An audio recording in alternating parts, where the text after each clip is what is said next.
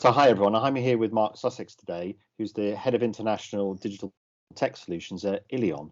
Welcome Mark, nice to chat with you again. Hi Chris. Yes.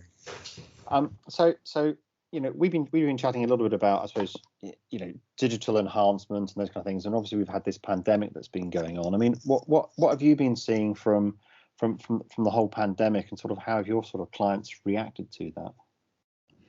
Yeah, it's obviously been very interesting, and it's a pandemic that's caused an economic shock, but not an economic shock like we've ever seen before, I don't think. And it's an economic shock that on the surface appears to have improved the financial position of many consumers in the UK and around the world, and so that's been really interesting to see. And so I think early on our customers reacted much like most of the market, which was to they had to cope with high levels of inbound calls and all of those things, and where we are and what we do with our customers is very much assist proactive engagement with consumers.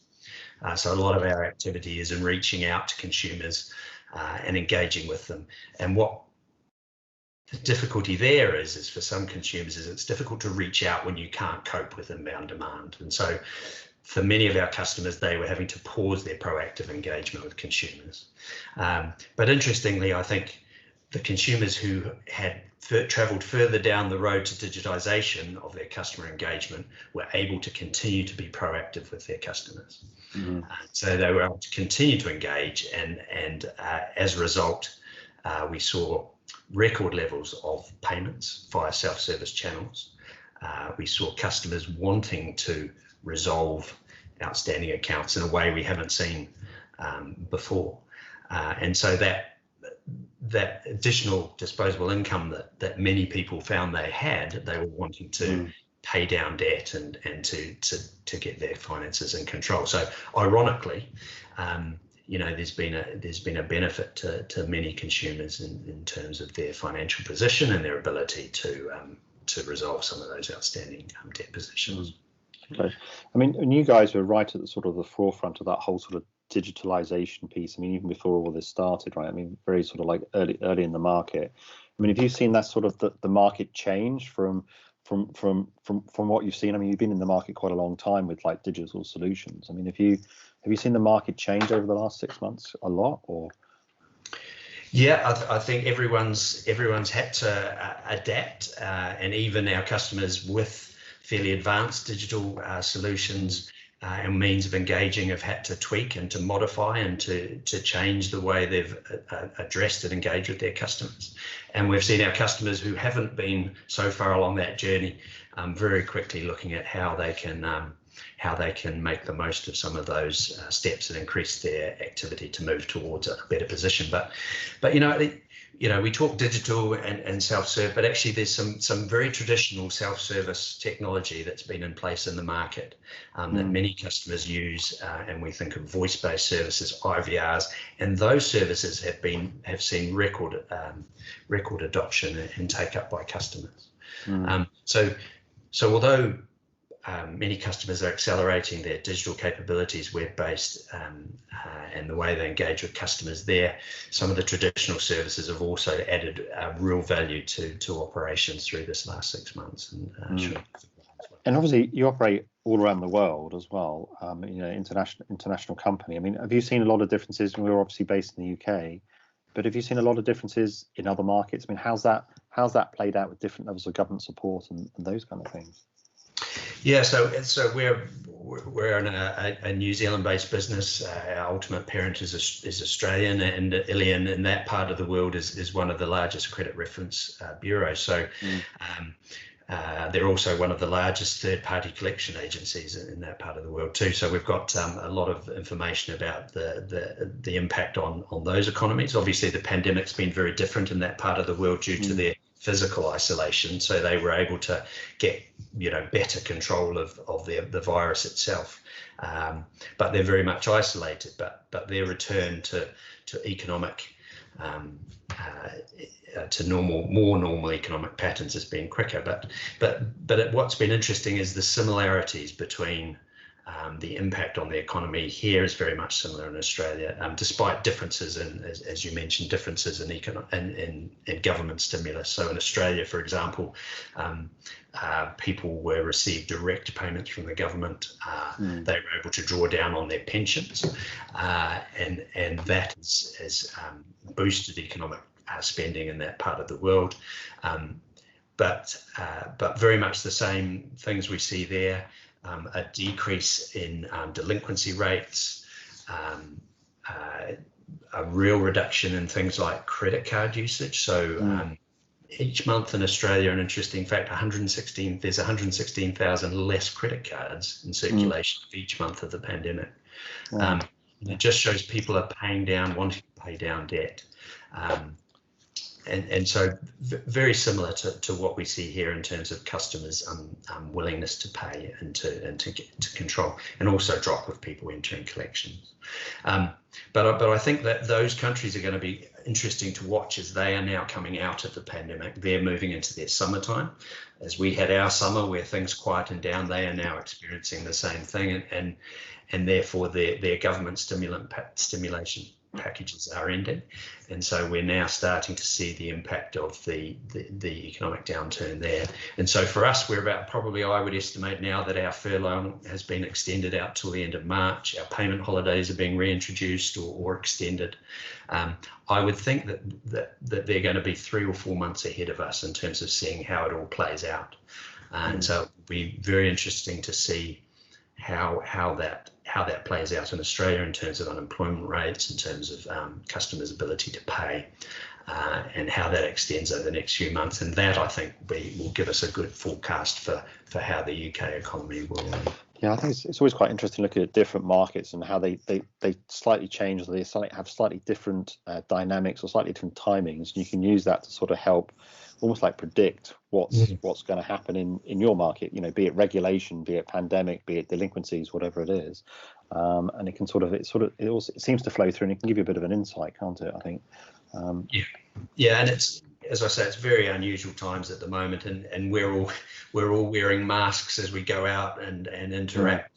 And I think risk is also wearing a mask at the moment, in that fact that we know something's going on, but it's very difficult to see what impact that's going to have longer term. And I think that looking at places like Australia and New Zealand, and is that they come out of it a bit sooner than us, will hopefully give us a good steer on what we might see impact consumer behaviour and their ability to pay and those things.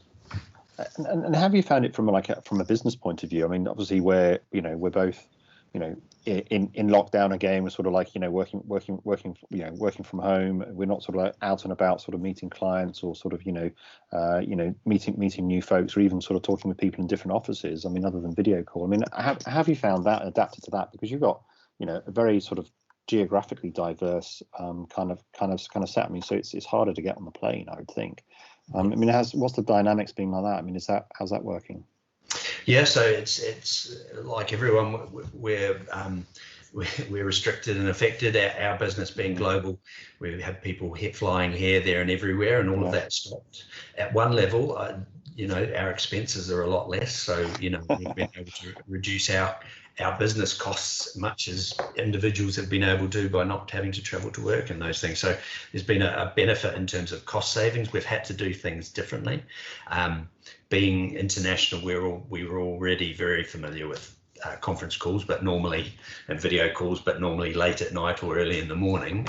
And now just applied that to how we work within the UK. But yeah, I mean, in many ways it makes it easier. We're rather than having to arrange a time in advance to meet with a client for a review or to understand performance, we can do that actually more easily because we can just book a time, we can jump on the computer, and we can do that. And so actually I think our levels of engagement with our clients has increased in some ways, and the ability to schedule those things on a much more ad hoc and a quicker basis has improved. But yeah, challenging, but there's benefits as well. So do you think that the whole sort of video call infrastructure and this sort of almost like, because you can talk to people much more easily now, do you think that's you say that's building closer relationships, and do you think it's going to change the dynamics so you become more almost like embedded as part of the team? It becomes sort of builds more partnerships, do you think? Yeah, I think that's right, and it's we're engaging more regularly. We're all I think there's a more common situation that we all find ourselves in, and we have a shared experience, which leads to a closer relationship, I think. And so yes, and it's we become as much part of the team and as close to them as they would as clients, as colleagues as well. And I think it's positive. I think it will hopefully continue, and if we can add back a little bit of face-to-face time and being able to have a little bit more time with people, I think that will be a positive thing. Bill Gates was on the news. I think it was yesterday or the day before, and he was talking about the future of business travel, and he's saying it was only 50% or only 25% was ever going to come back, so it's going to be a lot less than it was. So we're not going to be all rushing around everywhere. And it reminded me of sort of back in the old days of sort of business travel back many years ago, and it used to be it was quite a big thing to go on a business trip, and you used to get looked after when you got there and those kind of things, and it became and now it's just become just like almost like sitting on a bus, right? You just go there, you come, and you back to the hotel sort of thing. So I wonder if we'll do less, but it'll be more special when you do it, and it'll be maybe a little bit more enjoyable. I don't know, because you're doing less of it, but you built up the relationships beforehand. Personally, I think I would like to see it return to more face-to-face communication, and therefore, as soon as possible, I'll be looking to arrange those face-to-face meetings and get out on the road and to see people. And I don't think you can substitute that. But I think if we can keep more regular contact using tools like this, but continue to do, and maybe those face-to-face meetings will be maybe less formal and more social or more relationship social, and and I think I'm certainly looking forward to doing that, because and I think but hopefully it'll be the best of both worlds. And so from an digital investment point of view, there's been a lot talked about investing in digital, and you talked about some of your existing clients, and you've got new clients. I mean, do you think do you think this is going to be a sea change? Is it going to be a sea change in terms of the way you think, particularly around collections? I think in terms of investing in some of the technology, because it was always a struggle to get investment funds to put in technology. Is that changing? Do you think we've turned a corner, or do you think it will, it's different now? Will it go back to what it was, or will it change going forward? Look, I mean, I think it's definitely accelerated plans that were already in place, and that's going back 12 months, 18 months, 2 years, the conversations we were having were very much about digitization and a digital roadmap for our customers, and how we could move them along from the panacea here and where the reality of the customers were, and moving those along. And I think that has accelerated it. Customers who have begun that journey have seen the benefit.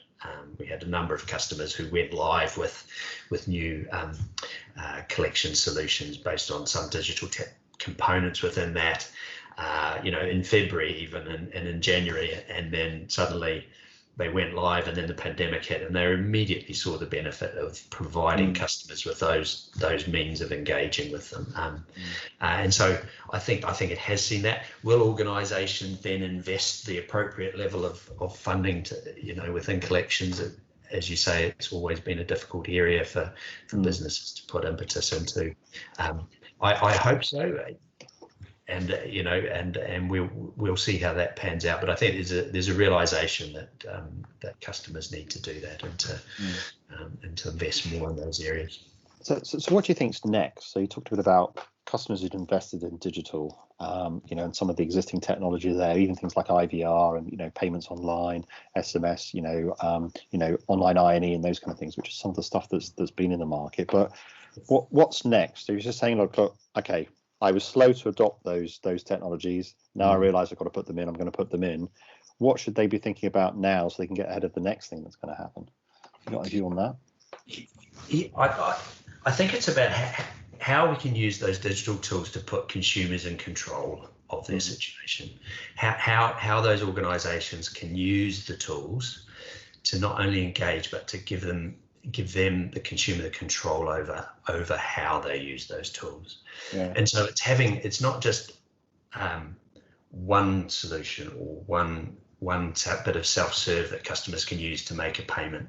It's about having a variety of tools that are available for customers to choose what meets their situation. So that might be for me, it might be a quick reminder that my bill's due and provide me with a really easy, frictionless way to resolve that debt there and then on the outbound contact, keeping me away from any inbound contact. For you, it might be if you're not able to pay now, it's about being able to easily promise or a payment arrangement. Again, all in a digital environment. For other customers, though, they may need more of that assistance, and therefore it's there's a lot. How can we facilitate those digital conversations with organisations that allows them to get the additional support and the additional service that they need. And therefore it's having a range of approaches that can meet all of those things. And there's a lot of engagement that organisations make with their customers that doesn't result in any activity. And therefore it's saying that one quick and easy way to make a payment is not going to solve the problems for all of your customers, and that's having a range of those tools. And then when they have those tools, it's leaving them in control to actually decide, how much can I afford to pay, and over what period of time, and then checking back with the customer, is that arrangement still right? Allowing the customer to say, well, actually this month I need to be more flexible with that payment, or I can pay more or I can pay less, but giving customers control over how they deal with their arrears situation. So it's almost like it's that joined up customer journey that you're sort of explaining. So it's just not any one solution. It's like, how do you join it up so you have that joined up customer journey, and trying to make that as frictionless as possible. And it's expecting that will work for some people, but not for others, and therefore it's not just saying, hey, you can pay easily now. That's fine. That will be right for a certain amount of people, but it's how do you then facilitate additional support for other customers, but within that same journey and that same approach. So you mentioned around outbound, a lot of your technologies around outbound and sort of like outbound contact, and some clients have basically paused that because of the fear of the inbound volume that would come back from it. Do you think that talks to a little bit around not a gap, I suppose, almost in terms of that inbound digital servicing, right? You talked just now a little bit about customer journey, and you obviously got the outbound piece done, but it's the inbound piece that's almost like the piece that now needs to be done, so you can join the two together. But I would argue that it should all be outbound. There shouldn't be a need to be inbound.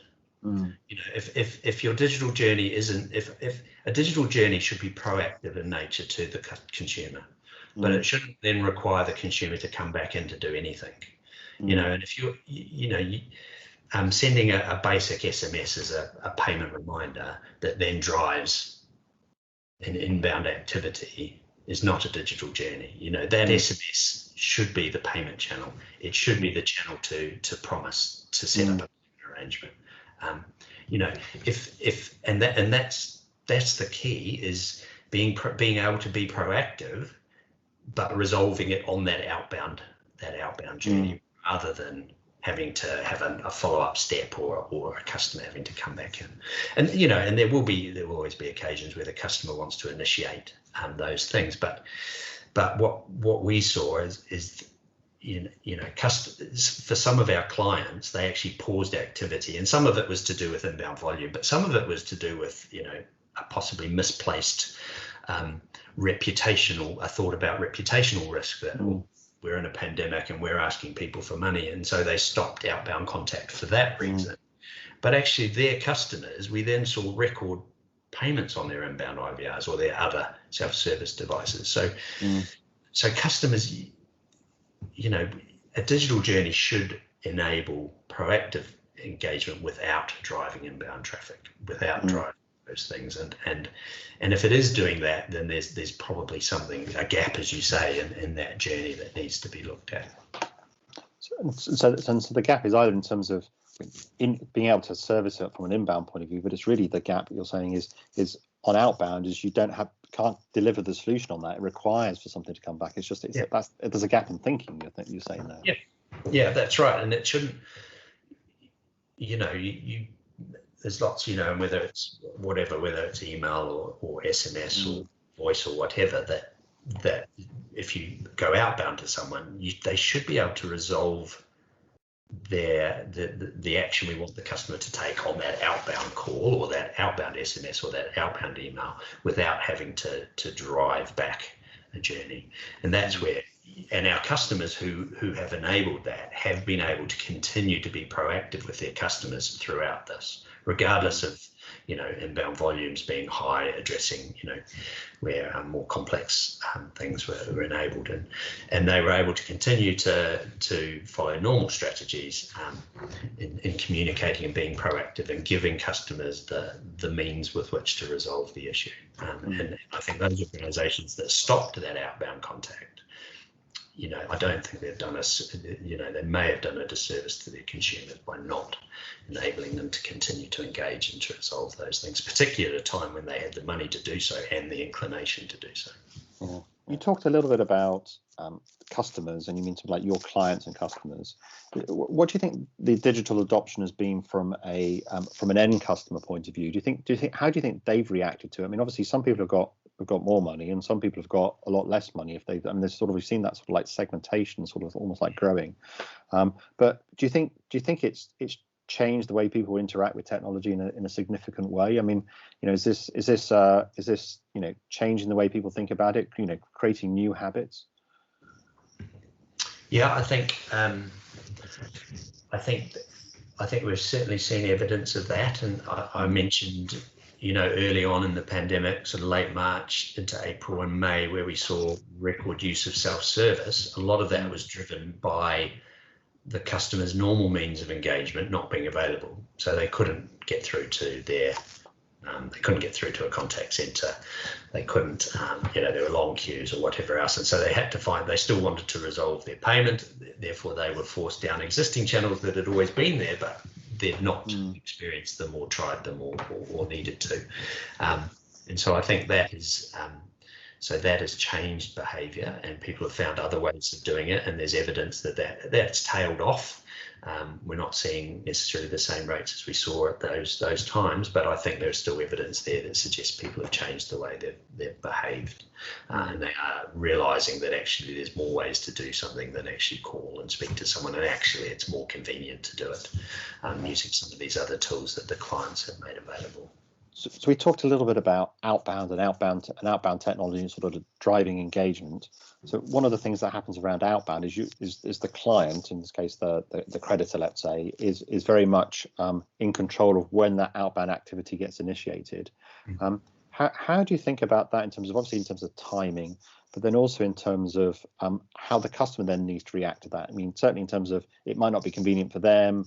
Can they delay activity, those kind of things, and how does that sort of mixed together, because certainly a call is very sort of immediate, but other technologies such as email links can be sort of delayed. How are you thinking about outbound and the timing of outbound? Yeah, it's always it's the $1 million question, I think, is when is the best time to call someone to get them to do what you want them to do, and there's lots of theories around how you do that, but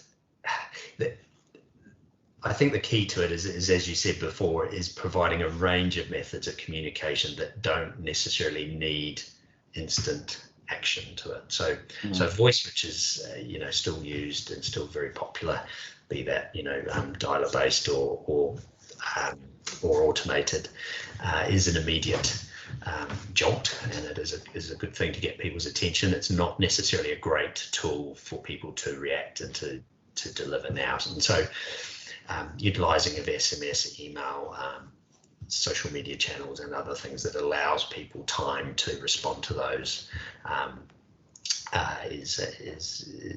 you definitely will drive more action and activity on those channels. But it's not to say those others those other tools don't have a place within collection strategies, but they should be reserved for the right times and for the right situation. It's almost like if the measure is outbound first contact resolution, you want to be able to resolve everything within that outbound call. You want to have the ability to be able to have that solution maybe from a customer point of view on a delayed basis. So it's kind of like you get the email, you click on the link, and then you can go to it a couple of hours later and then complete, and then you've completed everything then digitally. And then really this question around when is the right time is really a question around, well, when is the person going to read it as soon as possible? I mean, it's not a concern around inbound traffic, right? Mm. No, and it's not. And I think we see the statistics on SMS, 90% of SMS are read within 15 minutes or something like that. Yeah. But it doesn't mean people react. But we do see that people will generally react. If you send an SMS with with an option to pay, be that reply yes to pay with your registered credit card, or click a link to pay, or call a number, or whatever, you will generally see a response and an action within 24 hours. Beyond that, it drops away very, very quickly. So, but there is a delay, but you can certainly utilize those outbound methods to provide the instant reminder, but allow people to resolve it at a time of their choosing, and I think that's the benefit. And once the SMS drops off the end of your screen, how many people scroll down to read it? I'm like that. Yeah, and that's they see it very quickly, but people generally do react. So we see very high initial take up, but again, it's making it easy. It's if that SMS has a phone number and asks you to call, or a website link that takes you to a website that you then need to know an account number or a username or a password, those journeys are quite high in friction, or download, or a link to download the app or whatever. Those are very high. Yes, we've got a digital method of resolving, but they're very high friction, and those are the ones where people go, okay, yeah, I know I need to do that, and then it drops off the end of the screen. But if I receive an SMS that just asks me to reply with a yes to make a payment, or click a link where I can go immediately to a web page where I don't have to know a username and a password, I can just use my stored card or whatever to pay. That's where the outbound contact is also an outbound resolution. So it's having the right journeys within those methods that has the best results, really. Yeah. So one last question I've got. Obviously, you guys are one of the largest credit bureau in Australia, one of the major credit bureaus in Australia. One of the things that's sort of swirling around is obviously, the pandemic has changed in the way we've reacted with our financial institutions, with our utilities. Some people have been on payment holidays, some people haven't, some people got more money, some people haven't, and it's sort of cut in different ways than you traditionally think, right? So people who had very, very steady jobs, their industry's really been decimated. Other people who had steady jobs have been perfectly fine, and they've actually got more money because they're not going out as much. How do you think that's going to impact on the bureaus and the data that's sort of stored? Because it's almost like what went before is not necessarily predictive of what's going in the future. Have you heard any thoughts around that in terms of how that's going to pan out? Yeah, so the traditional bureau data is, if on its own, is a great judge of what happened in the past and potentially no judge of what happened in the future. And therefore, you need to, the overlaying of other sets of data to then draw conclusions is what's required. And even, obviously open banking and the ability to pull someone's real-time or near real-time financial information gives you a different view on the customer's perspective that would be different necessarily from their historical credit score and that type of thing. But even that, when we're in the middle of extended furlough arrangements and people whose jobs are currently on furlough, will they exist at the end of March? We don't know. Even that data today might not be reflective of what that situation for that customer is going to be in the future. And so I think that presents a real challenge for those traditional scoring and modelling to try and predict that. But if you can overlay other things on top of that data, you can then come up with risk scores. So whether that's person's job role, whether that's their, what sector are they working in, geographically, where are they living? If you can overlay that, then you can start to build sort of scoring models. And I know that we've done quite a bit of work more on commercial scoring in Australia, but by mapping a business's financial position with the industry they're in, and some other information, you can work out where there may be organisations that are still paying on time, but are in a position in a particular industry that would mean you should be more concerned about them than what the data is telling you about it now. And so by overlaying different sets of data, I think you can come up with different pictures and be more predictive about what's going to happen in the future. So you just talked there a little bit about gathering extra data to sort of augment credit bureau data. Have you been involved in that? And so have you seen the industry react to that? Because I think it's a great idea, because you can sort of use that data to augment what the historical data is. But I mean, obviously with proactive technology, you can reach out to get that data. Do you think the industry's reacted well to that, or is there more they could do? I mean, we've had 6 months of pandemic now, and there's been an opportunity to gather that really while delinquencies have been quite low as well. Yeah, as I say, I'm not particularly close to the mechanisms of how they do that in Australia, but I think I think they've worked really hard to look at those other data sets and to try and overlay them to get the outcome and that predictive score. But that, as I say, mostly that was on at a corporate level rather than the consumer level. But yeah, and that's what I actually meant, just from a pure technology point of view, reaching out to people, right? So from a technology point of view, I mean, have you seen clients reaching out to people to get new information that can then augment the credit scores? I mean, even across the UK and markets more locally to us here. Yeah, not something that we've seen, particularly with our customer base, but it's but yeah, I think it's certainly an interesting idea, and the means for data capture for a whole range of different things is there and available, and could have value to do it. Again, it can be difficult to engage with customers at the best of times, and therefore there's usually there's got to be a value exchange to guarantee some good take up and to receive that good feedback. But that would be the only thing there, I'd say. Yeah, back from Frictionless, isn't it? Should say. Yeah, Frictionless, but yeah, people are busy, and to ask people to do something is always a challenge. Yeah. So it's trying to explain why that's valuable to them, really, that gives them incentive to do it.